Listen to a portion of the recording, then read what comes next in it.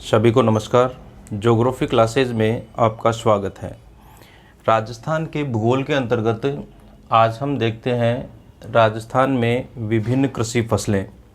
राजस्थान में कृषि के अंतर्गत अपन बात करें कि राजस्थान एक कृषि प्रधान राज्य है। कृषि प्रधान राज्य है। यहाँ पर अधिकांश जो जनसंख्या है, यानी एक बड़ा भाग जनसंख्या का लगभग 70% जो जनसंख्या है वो प्रत्यक्ष और अप्रत्यक्ष रूप से कृषि कार्यों में संलग्न है। प्रत्यक्ष रूप से यानी डायरेक्ट जो कृषि में काम करने वाले लोग या कृषक मजदूर वो इसके अंतर्गत आ जाएंगे, और अप्रत्यक्ष रूप से कृषि पे आधारित विभिन्न प्रकार के जैसे उद्योग हैं, कृषि में काम में आने वाले परिवहन के साधन हैं, व्यापारिक प्रतिष्ठान हैं, कृषि से जुड़े हुए विभिन्न प्रकार के जो वित्तीय संस्थान हैं, तो वो कृषि से आपस में जुड़े हो, तो उनमें काम करने वाले जो लोग हैं वो अप्रत्यक्ष रूप से कृषि क्षेत्र में कार्य कर रहे होते हैं। तो प्रत्यक्ष और अप्रत्यक्ष रूप में अगर अपन बात करें तो लगभग 70% जो जनसंख्या है वो कृषि पर आधारित है या कृषिगत जनसंख्या कहलाती है। तो यानी एक बड़ा भाग है वो कृषि या कृषि से संबंधित जो विभिन्न कार्य हैं उनमें संलग्न है। अगर अपन बात करें प्रत्यक्ष रूप से तो लगभग 52% जो जनसंख्या का भाग है वो प्रत्यक्ष रूप से कृषक या कृषि मजदूरों के रूप में जो है वो कृषि पर आधारित है। यानी या तो खुद कृषक होते हैं जो खेत में जाके काम करते हैं, या कृषि मजदूर जो कृषि का कार्य खेत में करते हैं। तो इनका ये और इनके परिवार वो सब मिलके क्या कहलाते हैं, कृषि जनसंख्या के रूप में काउंट इनको किया जाता है। ठीक है। राजस्थान के बारे में अगर अपन बात करें तो राजस्थान का जो कृषि योग्य क्षेत्रफल है उस तो आधे से ज़्यादा जो भाग है यानी लगभग 227.11 लाख हेक्टेयर 227.11 लाख हेक्टेयर जो भूमि है वो कृषि के अंतर्गत है। कृषि के अंतर्गत जो भूमि है 227.11 लाख हेक्टेयर भूमि है वो कृषि सेक्टर के अंतर्गत आती है। कृषि भूमि की अगर अपन बात करें तो कृषि भूमि में की दृष्टि से राजस्थान का चौथा स्थान, संपूर्ण भारत में कृषिगत जो क्षेत्र है उसकी बात करें तो राजस्थान का चौथा स्थान है। और टोटल जो भारत का कृषि भूमि क्षेत्र है उसका 11% जो हिस्सा वो राजस्थान में स्थित है। यानी टोटल कृषिगत भूमि या जो कृषि योग्य भूमि है उसका 11% भाग है वो अकेले राजस्थान में पाया जाता है। और इस आधार पे संपूर्ण भारत में अगर अपन देखें तो कृषिगत भूमि के आधार पे या कृषि योग्य भूमि के आधार पे राजस्थान का जो स्थान है वो चौथा है। और कृषि योग्य कुल भूमि जो है वो 227.11 लाख हेक्टेयर जो भूमि है वो कृषि के अंतर्गत राजस्थान में पाई जाती है। इसके अलावा अपन देखें तो राजस्थान में टोटल जो भूमि है उसका लगभग 51.22% हिस्सा यानी लगभग आधा भाग वो कृषि के अंतर्गत आता है।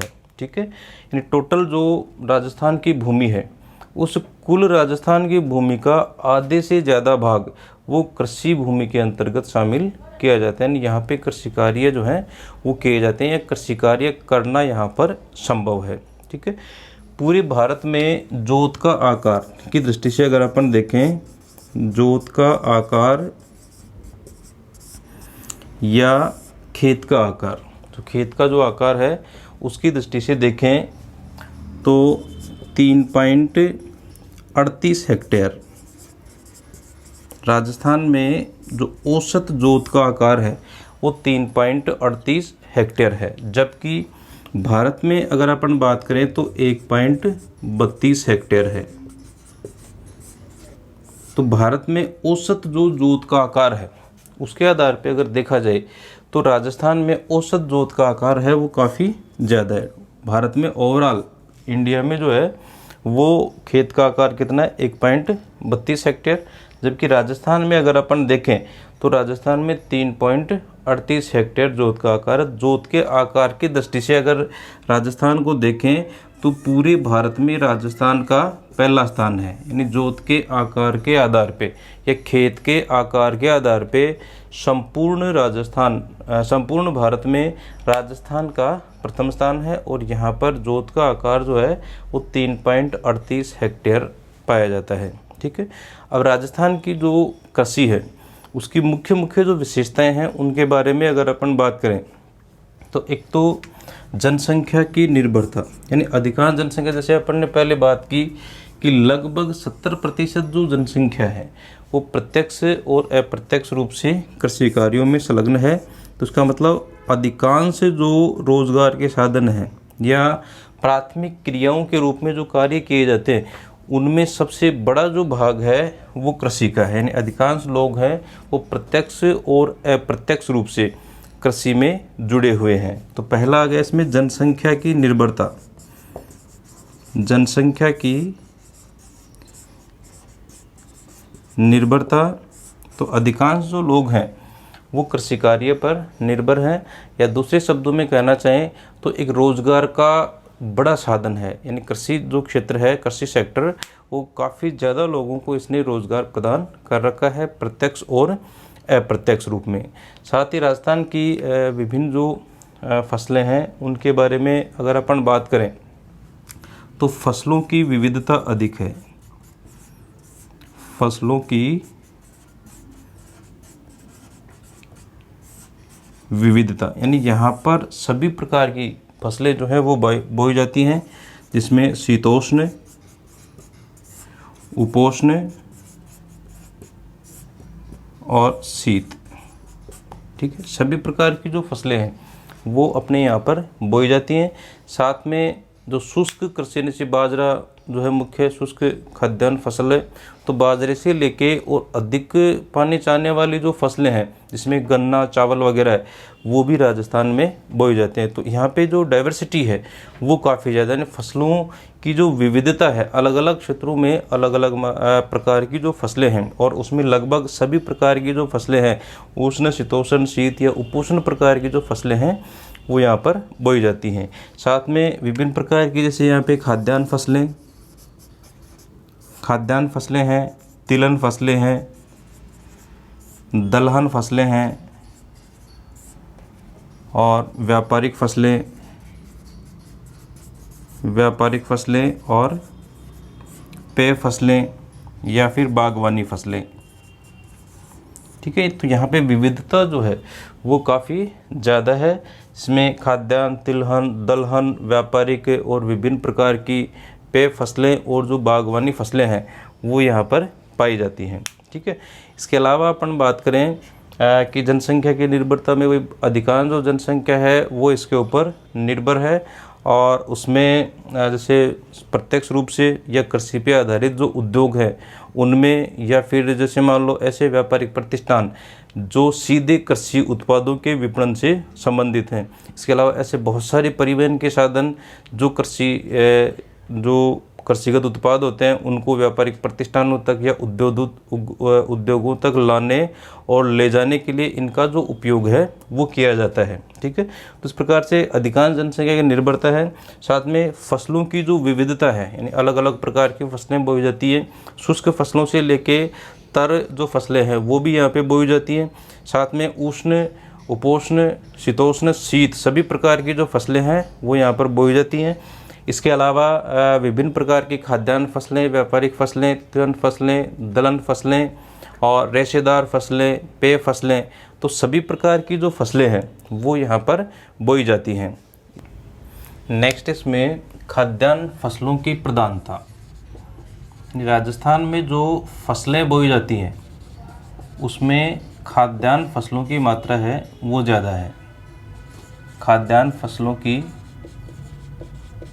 प्रधानता यानी जो भी फसलें हैं उनका अधिकांश जो भाग है वो खाद्यान्न फसलों के रूप में है। यानी यहाँ पर जो व्यापारिक फसलें हैं वो काफ़ी कम मात्रा में बोई जाती हैं।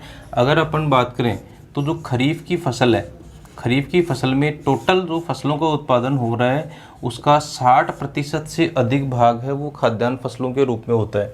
और इसके अलावा रबी की जो फसलें हैं उसमें 50% से अधिक भाग है वो खाद्यान्न फसलों के रूप में होता है। तो इस प्रकार से देखें तो खाद्यान्न फसलों की अधिकता का मतलब है कि यहाँ पर जो कृषि की जा रही है, वो जो कृषि है वो खाद्यान्न फसलें प्राप्त करने के लिए, या दूसरे शब्दों में कहें तो जीवन निर्वाहक जो कृषि है वो यहाँ पर की जा रही है। व्यापारिक जो फसलें हैं उनका उत्पादन कम मात्रा में किया जाता है।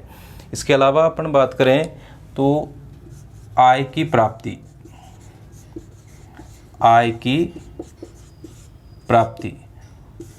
तो कृषि जो क्षेत्र है उससे विभिन्न जो आय है वो भी प्राप्त होती है।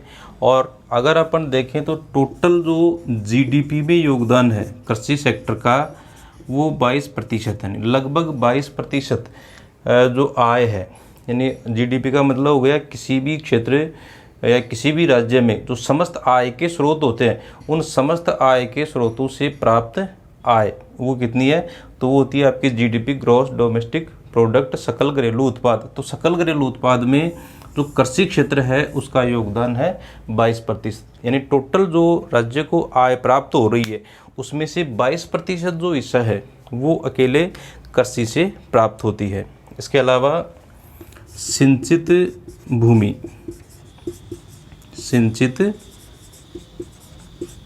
भूमि अगर अपन बात करें तो टोटल जो कृषिगत भूमि है, टोटल कृषि भूमि भारत की, उसका 11% हिस्सा है वो राजस्थान में पाया जाता है। यानी भारत में टोटल कृषि योग्य भूमि है उसका 11% हिस्सा राजस्थान में पाया जाता है। और इस आधार पे राजस्थान का कौन सा स्थान है, चौथा स्थान है। और सिंचित भूमि के आधार पे देखें कि राजस्थान में ऐसी भूमि जहाँ पे सिंचाई सुविधा उपलब्ध है, सिंचित भूमि के आधार पे देखा जाए तो राजस्थान में 7.7% भूमि है वो पाई जाती है। तो इसका मतलब है कि यहाँ पे सिंचाई सुविधाओं का विकास जो है वो पर्याप्त मात्रा में नहीं है। और मूल रूप से जैसे मान लो जो आईजीएनपी वाला भाग है, इंदिरा गांधी नहर परियोजना वाला जो भाग है, वहाँ पे सिंचाई सुविधाएं पर्याप्त मात्रा में अपने को उपलब्ध हो रही हैं। बाकी कृषि योग्य भूमि 11% है, लेकिन सिंचाई सुविधा है वो उसकी दृष्टि से अगर अपन देखें तो 7.7% सिंचित क्षेत्र है संपूर्ण भारत का, वो राजस्थान में पाया जाता है। इसका मतलब सिंचाई सुविधाओं का यहाँ पर पर्याप्त विकास है वो नहीं है। इसके अलावा जैसे अपन बात करें तो कृषि में बहुत सारे जो अवरोध हैं वो भी यहाँ पे ज़्यादा हैं, जो कृषि विकास में बाधा के रूप में है, कृषि बाधाएं या कृषि अवरोध। तो इसमें मूल जो कारण है वो अगर अपन देखें तो एक तो अपने यहाँ पे जो भी कृषि कार्य किया जाता है वो परंपरागत तरीके से किया जा रहा है। इसके अलावा उन्नत किस्म के बीजों का जो उपयोग है वो कम किया जाता है, और इनके बजाय जो देसी बीज हैं वो ज़्यादा मात्रा में काम में लिए जाते हैं।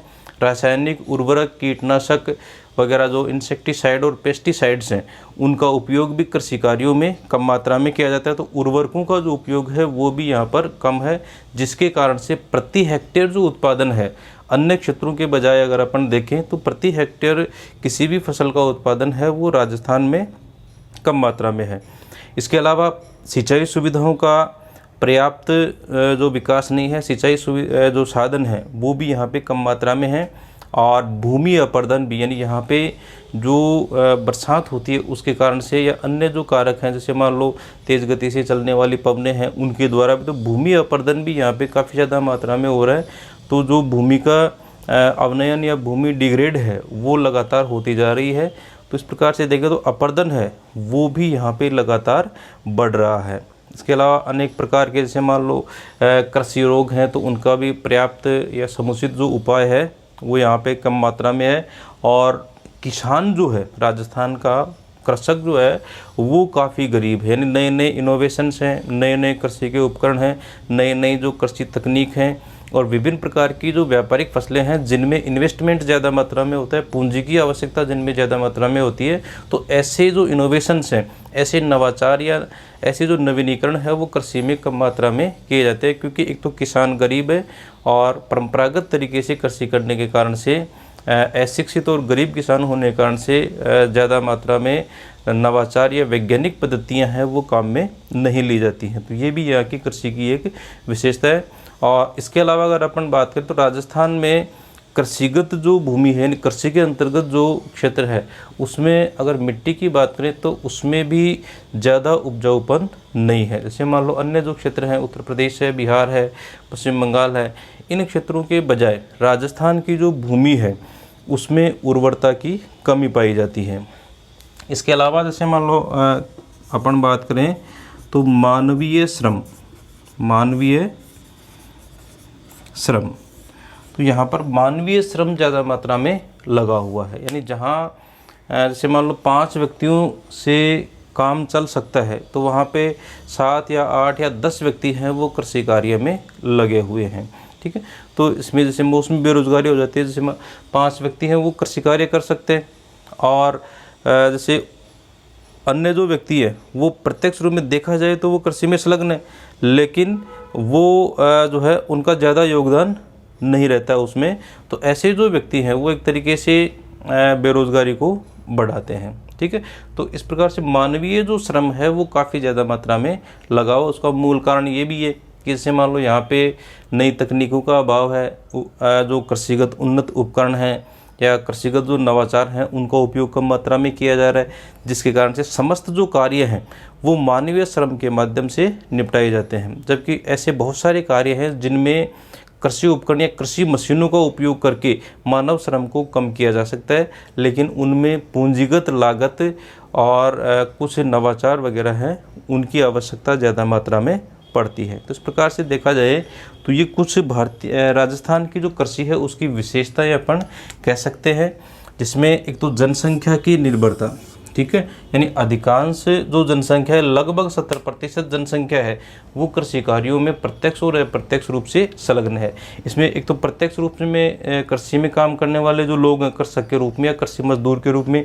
इसके अलावा विभिन्न ऐसे उद्योग जिनमें कच्चा माल कृषि से प्राप्त होता है, उन उद्योगों में काम करने वाले लोग हैं तो वो भी अल्टीमेटली अप्रत्यक्ष रूप से कृषि पे निर्भर हो गए, क्योंकि उन उद्योगों को कच्चा माल कृषि से प्राप्त होता है। अगर मान लो कच्चा माल नहीं मिलेगा उन उद्योगों को तो वो उद्योग कोलैप्स हो जाएंगे, धराशायी हो जाएंगे, नष्ट हो जाएंगे, और उन लोगों को जो उन उद्योगों में रोजगार प्राप्त कर रहे हैं उन लोगों को रोजगार नहीं मिलेगा। तो अप्रत्यक्ष रूप से अगर देखा जाए तो काम तो उद्योगों में कर रहे हैं, लेकिन कच्चा माल कहाँ से प्राप्त हो रहा है? कृषि से प्राप्त हो रहा है। तो अप्रत्यक्ष रूप से वो लोग किस पे निर्भर हैं? कृषि पे निर्भर हैं। इसी प्रकार से विभिन्न व्यापारिक प्रतिष्ठान हैं, यानी जिनमें कृषि उत्पादों का बेचान या विपणन या उनकी खरीद है की जाती है। तो ऐसे जो व्यापारिक प्रतिष्ठान हैं उनका जो प्रोडक्ट है वो क्या हो गया? कृषि उत्पाद। तो अगर उन व्यापारिक प्रतिष्ठानों को वो कृषि उत्पाद नहीं मिलेगा तो वो जो व्यापारिक प्रतिष्ठानों में काम करने वाले लोग हैं वो बेरोजगार हो जाएंगे। तो ऐसे व्यापारिक जो क्षेत्र हैं जो सीधे कृषि से जुड़े हुए हैं या कृषि उत्पादों का विपणन या आयात निर्यात करते हैं, तो उनमें काम करने वाले जो लोग हैं वो अप्रत्यक्ष रूप से किस पे निर्भर हैं? कृषि कार्यों पर निर्भर हैं। इसी प्रकार से परिवहन के साधन है, यानी परिवहन के साधनों में काम करने वाले जो लोग हैं, ऐसे परिवहन के साधन जो कृषिगत उत्पादों को व्यापारिक प्रतिष्ठानों तक या फिर उद्योगों तक या फिर जो है विभिन्न उपभोक्ता जो क्षेत्र हैं वहाँ तक पहुँचाने का कार्य करते हैं। तो उनमें जो सेवा करने वाले, सर्विस करने वाले जो लोग हैं वो सारे के सारे अप्रत्यक्ष रूप से किस पे निर्भर हो गए?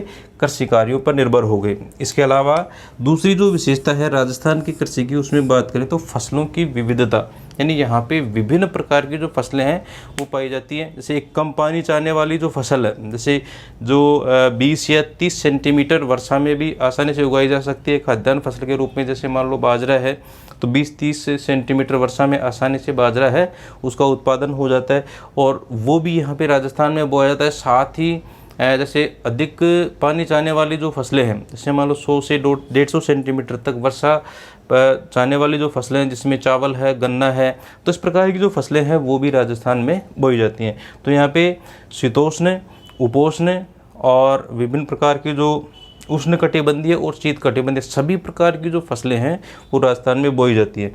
इसके अलावा अपन उपयोग के आधार पर बात करें तो विभिन्न खाद्यान्न फसलें, तिलहन फसलें, दलहन फसलें, व्यापारिक फसलें, पेय फसलें और बागवानी फसलें, यानी जो भी फसलों का वर्गीकरण है तो लगभग सभी प्रकार की जो फसलें हैं वो यहाँ पे पाई जाती है। तो फसलों की जो विविधता है वो राजस्थान में काफ़ी ज़्यादा है।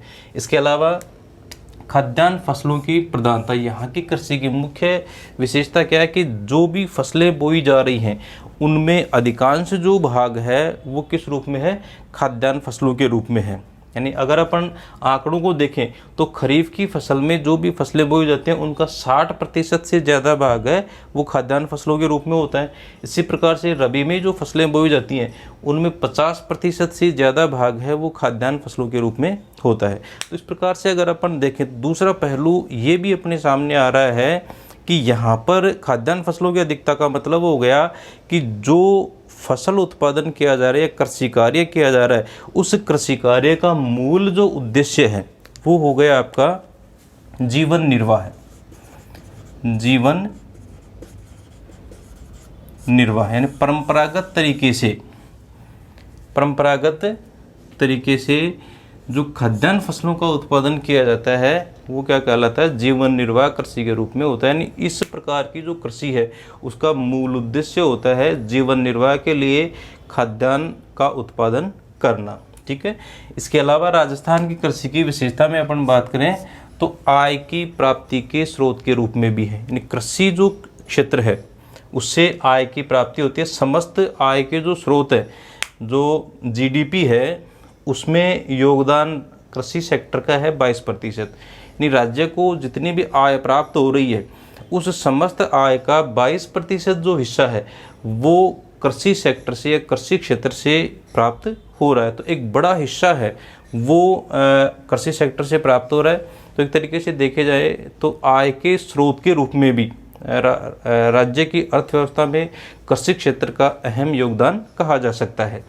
इसी प्रकार से सिंचित भूमि की अगर अपन बात करें तो सिंचित भूमि राजस्थान में कम मात्रा में है और जो कुछ सिंचित भूमि है वो भी मुख्य रूप से जो इंदिरा गांधी नहर परियोजना वाला हिस्सा है वो, और चंबल नहर परियोजना और माही नहर जो परियोजना है, इन क्षेत्रों में सिंचित भूमि की मात्रा ज़्यादा है। बाकी अधिकांश जो क्षेत्र है उसमें सिंचित क्षेत्र का अभाव पाया जाता है।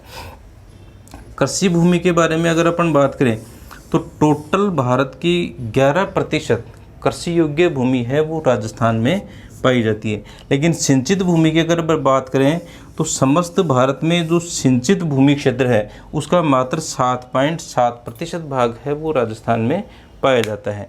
तो कृषि योग्य भूमि 11% है, सिंचित भूमि 7.7% है। इसका मतलब हो गया कि सिंचाई के जो साधन हैं उनका पर्याप्त विकास राजस्थान में नहीं है। इसके अलावा विभिन्न प्रकार की जो कृषि बाधाएं हैं, यानी कृषि में विभिन्न प्रकार की जो बाधाएं हैं वो भी राजस्थान में, एक तो यहाँ का जो किसान है वो गरीब है और अशिक्षित है, नए नए जो प्रयोग हैं या नए नए जो वैज्ञानिक तकनीकें हैं उनको अपनाने में सक्षम नहीं है। इसी प्रकार से रासायनिक उर्वरक हैं, आपके कीटनाशक वगैरह हैं, दवाइयाँ वगैरह हैं, उनका उपयोग कृषि में कम मात्रा में किया जाता है। उत्तम किस्म के जो बीज हैं उनका उपयोग भी यहाँ पर कम मात्रा में किया जाता है। भूमि अपरदन जो है वो भी यहाँ पे ज़्यादा मात्रा में है। सिंचाई के जो साधन हैं वो भी कम मात्रा में उपलब्ध हैं। विभिन्न प्रकार के जो रोग हैं, यानी देसी फसलें बोई जाती है इसलिए उनमें रोग हैं वो भी ज़्यादा मात्रा में लगते हैं। तो विभिन्न प्रकार के रोगों से बचाव है वो भी कम मात्रा में, और गरीब होने के कारण से पूंजी की कमी, यानी यहाँ पर पूंजी जो है वो कम मात्रा में उपलब्ध है। और अन्य क्षेत्रों की तुलना में अगर देखें तो कृषिगत जो क्षेत्र है उसमें जो भूमि की उर्वरता है, भूमि की उर्वरता कम मात्रा में है, यानी उर्वरता जो है वो लगातार कम होती जा रही है। इसके अलावा अपन देखें तो राजस्थान में विभिन्न जो कृषि फसलें हैं उनका वर्गीकरण देखें अपन कि कौन कौन सी जो फसलें हैं या राजस्थान की जो कृषि फसलें हैं उनको किस प्रकार से विभिन्न कृषि फसलों के रूप में वर्गीकृत किया जा सकता है। तो राजस्थान में कृषि फसलों का वर्गीकरण, कृषि फसलों का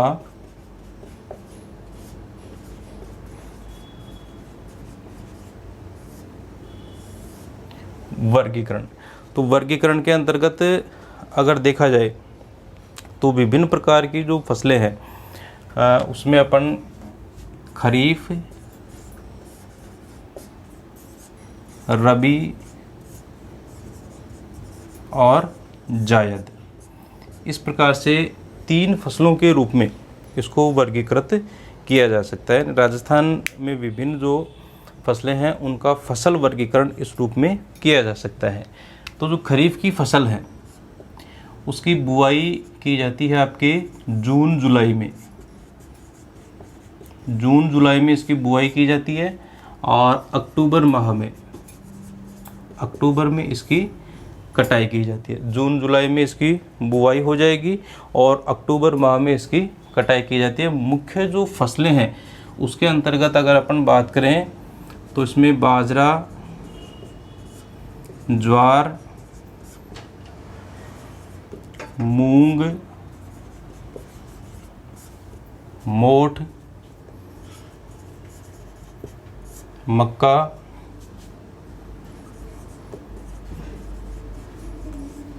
मूंगफली, कपास आदि। ठीक है, तो ये जो फसलें हैं वो खरीफ की फसलों के रूप में राजस्थान में बोई जाती हैं। ठीक है, समय कौन सा हो गया, यानी जून जुलाई में। बुआई कब होगी, जून जुलाई में, और इसकी कटाई जो है वो अक्टूबर में की जाएगी।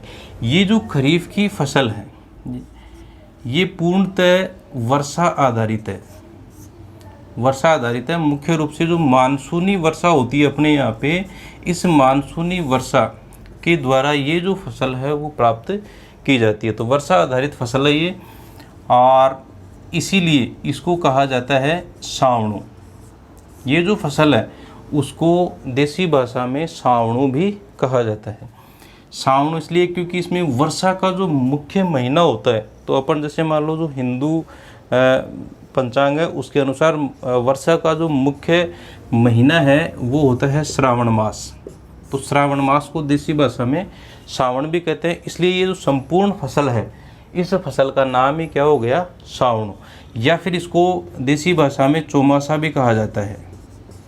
इसको जो है चौमासा की फसल है वो भी कहा जाता है, क्योंकि ऐसे 4 मास, इन मास में मानसूनी वर्षा प्राप्त होती है और इस वर्षा के द्वारा फसल उत्पादन किया जाता है, जिसमें आपके जून जुलाई अगस्त सितंबर, और इसमें मुख्य रूप से देखें तो देसी महीने हैं जिसमें आषाढ़, श्रावण, आश्विन और भाद्रपद, इन महीनों में वर्षा प्राप्त होती है और इन महीनों में जो है मानसूनी वर्षा के आधार पे खरीफ की फसल का उत्पादन किया जाता है। इसलिए इस फसल को, संपूर्ण फसल को किस रूप में जाना जाता है, चौमासा की फसल के रूप में भी जाना जाता है।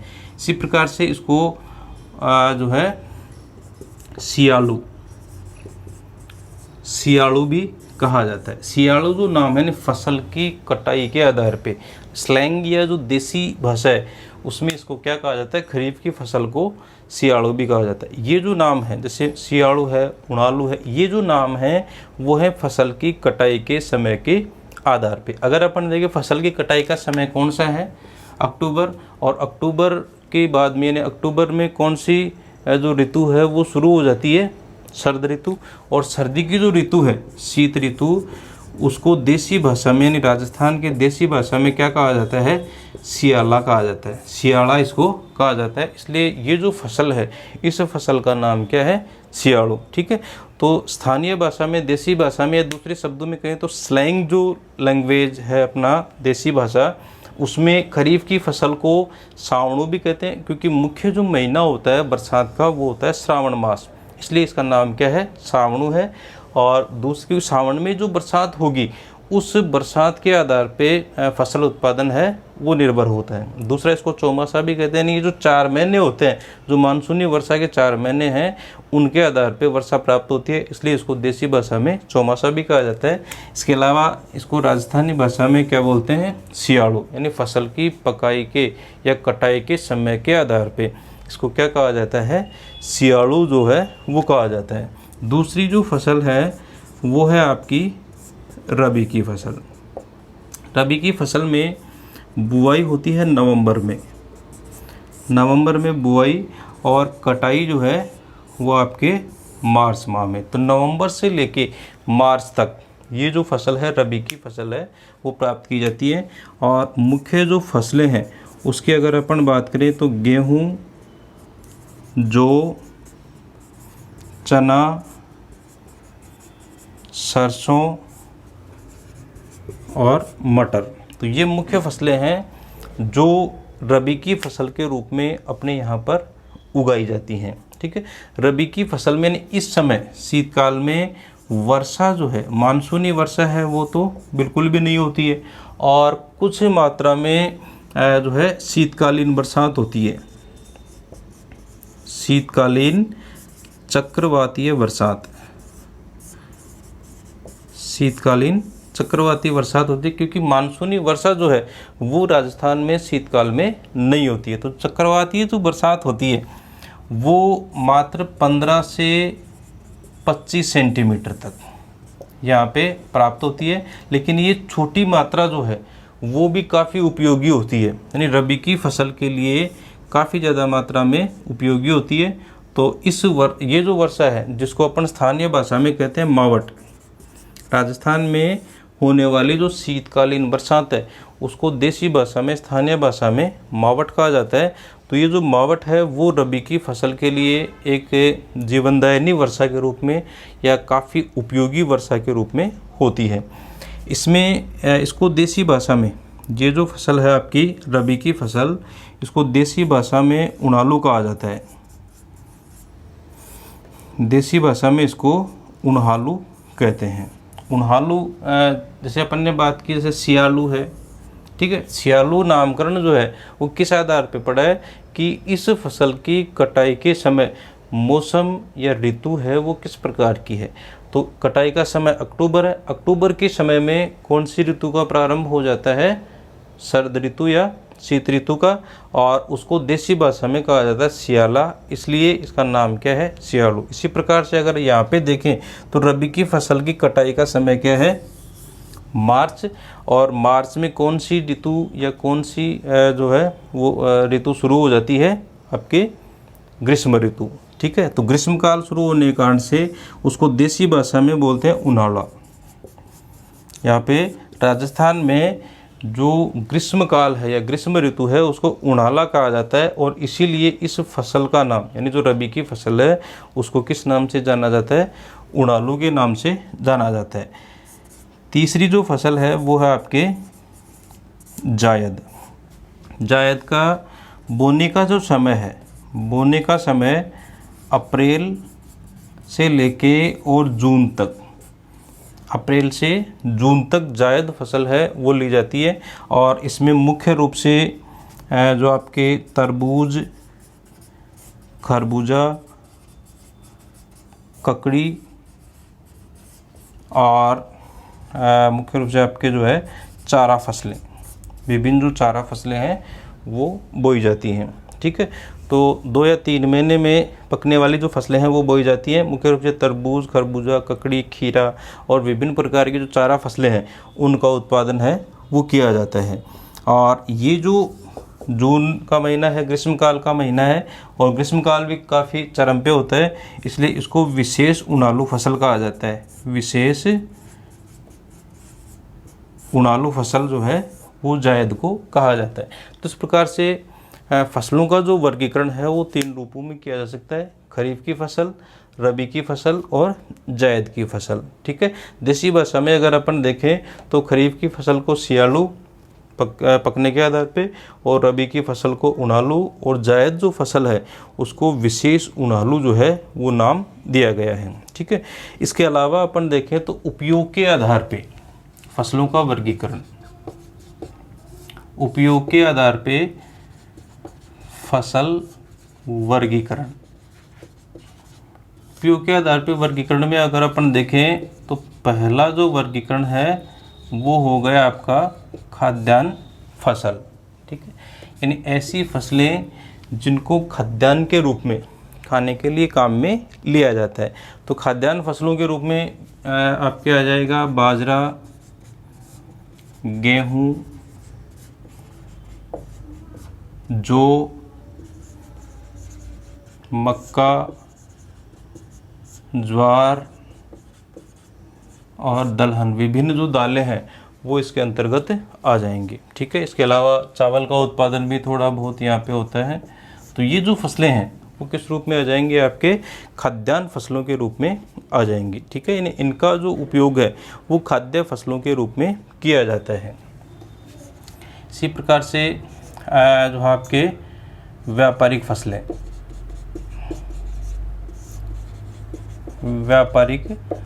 इसमें देखिए खाद्यान्न फसलें जो हैं तो उनका उगाने का जो उद्देश्य है वो होता है खाद्यान्न प्राप्त करना, या जीवन निर्वाह है जो कृषि है वो हो जाता है, यानी जीवन निर्वाह के लिए खाद्यान्न का उत्पादन करना। और जो व्यापारिक फसलें होती हैं उसमें उद्देश्य जो है वो खाने के लिए या खाद्यान्न के लिए फसलों का उत्पादन न होके ऐसी फसलें उगाई जाती हैं जिनमें जो प्रोडक्ट या उत्पाद होता है उसको बेच के अधिकतम लाभ प्राप्त किया जाए। ठीक है, तो इसका जो उद्देश्य होता है वो क्या हो गया, व्यापारिक या वाणिज्यिक उद्देश्य होता है, इसलिए इसको जो है व्यापारिक फसलें कहा जाता है। इसमें मुख्य रूप से कपास, गन्ना और विभिन्न प्रकार की तिलहन फसलें हैं वो इसके अंतर्गत आ जाएंगे। यानी इनका जो मूल उद्देश्य होता है वो होता है इन फसलों को बेच के और अधिकतम लाभ कमाना। इसके अलावा पेय पदार्थ फसलें, तो उसमें राजस्थान में अगर अपन बात करें तो पेय पदार्थ फसलों के अंतर्गत एक तो आ जाएगा आपके तंबाकू और दूसरा अफीम। तो तंबाकू और जो अफीम है वो मुख्य पेय फसलों के रूप में अपने यहाँ पर बोई जाती हैं। इसके अलावा अपन बात करें तो चारा फसलों के अंतर्गत विभिन्न प्रकार के, जैसे मान लो यहाँ पशुपालन किया जाता है तो पशुओं के लिए चारे का उत्पादन है वो यहाँ पर किया जाएगा। और विभिन्न प्रकार की चारा फसलों में जैसे बाजरा है तो बाजरा चरी के रूप में उगाया जाता है। इसी प्रकार से रिंजका है, बाजरा है, बरसी वगैरह है वो यहाँ पे चरी के रूप में उगाई जाती हैं। तो इसमें जो आपके रंजका, बाजरा वगैरह जो है वो चरी के रूप में, यहाँ पे बरसी वगैरह जो है वो चरी के रूप में उगाई जाती हैं। बरसी, बाजरा और रंजका जो है वो आ गए इसमें। ठीक है, इसके अलावा कुछ जैसे बागवानी फसलें भी आ जाएंगी जिसमें आपके सब्जी और फूलों का जो उत्पादन है वो इसके अंतर्गत आ जाएगा। इस प्रकार से कृषि फसलों का वर्गीकरण अगर अपन देखें तो फसल वर्गीकरण जो है फसलों के आधार पे इसको अपन दो प्रकार का वर्गीकरण कर सकते हैं। तो एक तो हो जाएगा ऋतुगत वर्गीकरण जिसमें खरीफ, रबी और जायद फसलें आ जाएंगी। खरीफ फसल जून जुलाई में बोई जाती है, यानी जो मानसून आधारित फसल है वो इसके अंतर्गत आ जाएगी। इसमें मुख्य रूप से बाजरा, ज्वार, मूंग, मोठ, मक्का, मूंगफली आदि का उत्पादन किया जाता है। और वर्षा काल के आधार पे कृषि उत्पादन होने के कारण से इसको सावणु या चौमासा या सियाड़ू इस फसल को कहा जाता है। इसके अलावा दूसरी जो फसल है वो आपकी रबी की फसल हो गई, नवंबर में बोई जाती है, मार्च में इसकी कटाई होती है और कटाई के समय के आधार पे इसको जो है उनालू कहा जाता है। मुख्य जो फसलें हैं जो इस समय बोई जाती हैं उनमें अगर अपन बात करें तो गेहूं, जौ, चना, सरसों और मटर, ठीक है, ये यहाँ पे उत्पादित किए जाते हैं। और वर्षा की मात्रा काफ़ी कम होती है। जो भी वर्षा होती है शीतकालीन वर्षा वो चक्रवातीय वर्षा के रूप में होती है जिसको यहाँ पे स्थानीय भाषा में मावट कहा जाता है। तीसरी आपकी जायद है और ये कम समय में प्राप्त करने वाली जो फसलें हैं जिसमें तरबूज, खरबूजा, ककड़ी या विभिन्न प्रकार की जो चारा फसलें हैं वो इसमें बोई जाती हैं। ठीक है, इसको विशेष उनालू फसल कहा जाता है। और उपयोग के आधार पर वर्गीकरण में अपन देखें तो एक तो खाद्यान्न फसलें हो गई, ऐसी फसलें जो खाने के लिए काम में ली जाती हैं खाद्यान्न फसलों के रूप में। इसमें बाजरा, गेहूँ, जौ, चना, मक्का, ज्वार, दलहन वगैरह हैं वो आ जाएंगी। व्यापारिक फसलें जिनका उद्देश्य जो है वो फसल को बेच के अधिकतम लाभ कमाना होता है, तो ऐसी फसलों में कपास, गन्ना और तिलहन आ जाएगा। इसका उद्देश्य वाणिज्यिक या व्यापारिक होता है। इसी प्रकार से पेय फसलें, तो पेय फसलों में अपने यहाँ पे जो उत्पादन हो रहा है उसकी अगर अपन बात करें तो तंबाकू और अफीम इसका उत्पादन है वो अपने यहाँ पे हो रहा है। तो ये मुख्य पेय फसलें हैं। इसके अलावा चारा फसलें, यानी पशुपालन जहाँ पे किया जाए, मिश्रित कृषि जहाँ पे की जाए, कृषि फसलों के साथ साथ में पशु पालन भी कहता है। तो वहाँ पर पशुओं को खिलाने के लिए चारे की आवश्यकता होती है। तो चारे में जैसे रंजका, बाजरा, जो चरी के रूप में, बाजरा एक तो जो है खाद्यान्न के रूप में उगाया जाता है, एक पशुओं को खिलाने के लिए चरी के रूप में उगाया जाता है, तो वो चारा फसल में आ जाएगा। और बरसी, ये मुख्य चारा फसलें। इसके अलावा सब्जी और फूल, यानी सब्जियों का उत्पादन और विभिन्न प्रकार के फूल जो हैं उनका उत्पादन है वो किया जाता है। तो